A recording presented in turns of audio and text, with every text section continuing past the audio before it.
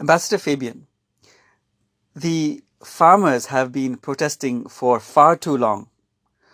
What do you think is happening, and what do you think will happen? Thank you for the question. A question which is preoccupying all of us. A question which actually should be resolved without any further delay. And let me tell you why. One, if the governments claim that these laws have been enacted in order to benefit the farmers, my counter question to the government is, how come that you have not been able to convince the farmers of your case? After all, we have in India a prime minister who is a superb communicator, and he is listened to with great respect by the people of India. How come that he has failed to communicate? Or is it the case that he has not bothered to communicate? Because we have seldom seen the prime minister address the issue. Other ministers have been speaking, but what have they been saying? They have been saying again and again and again that it is for the benefit of the farmers. Have they given any single argument to prove that conclusion? Well, not to my knowledge. So that is one issue. Second is, look at the enormous damage done to the economy till now because of this campaign. Third point is, apart from the economic damage, what about the damage to India? I want to make it very clear. The heavens are not going to fall down if the laws are repealed. After all, the laws have been made in the parliament, let me make it very clear, without due process, because it should have been sent to the select committee. That was not done.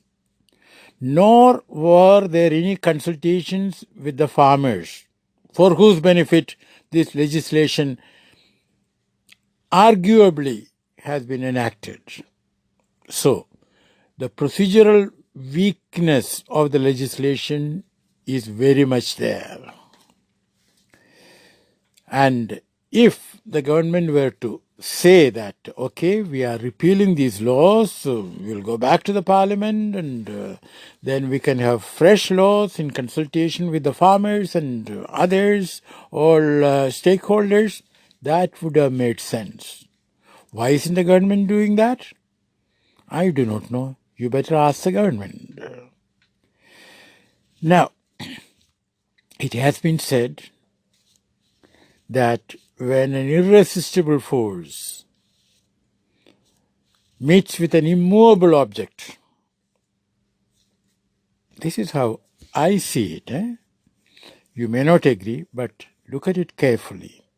What is happening is that an irresistible force is meeting with an immovable object, and we all know that then something gun goes smithereens. Now, what is the irresistible force? You can say it is the government. You can also say equally that it is the farmers. And the immovable object, you can say it is the farmers.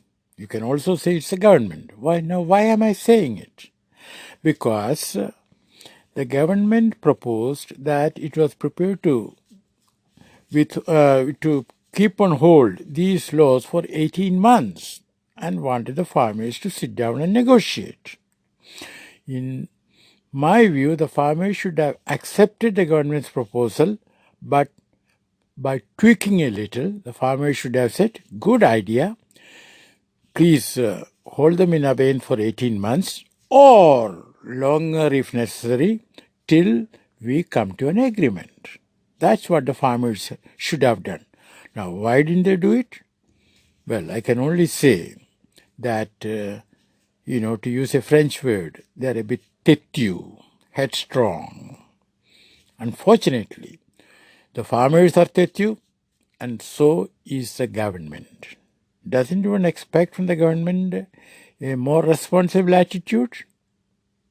Well, let us not give up. Let us still hope that eventually the government will have the good sense to say in plain English that these laws shall be repealed by due process by taking them back to the parliament. Thank you for listening to me, dear friends.